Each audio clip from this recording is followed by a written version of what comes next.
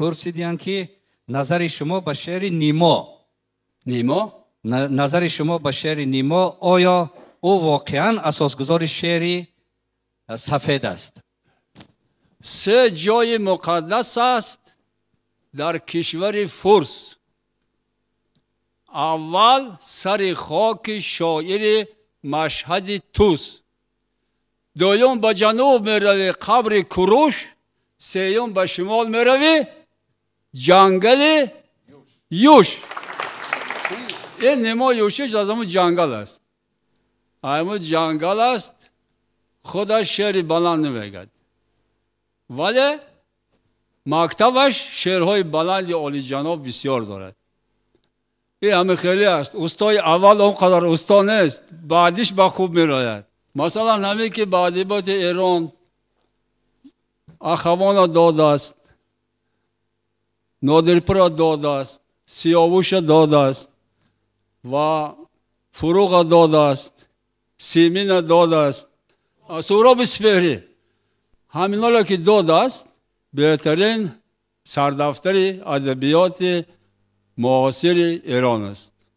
بهترین از او پیش اگر سردفتر رودکی باشد، سردفتر ادبیات فارسی یعنی نیما است.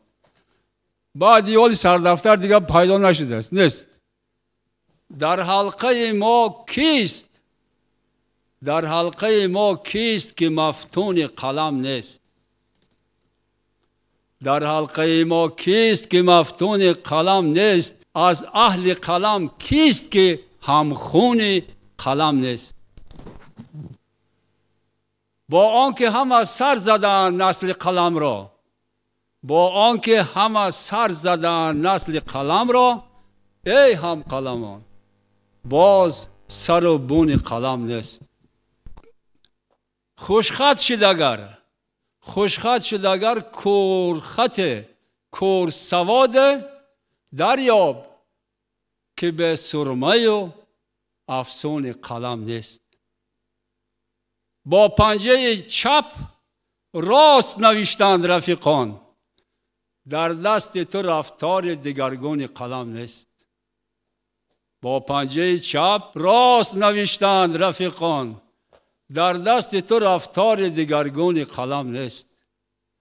رنگ قلم شاعر فردوسی نرفته است از نامه محمود که صابون قلم نیست.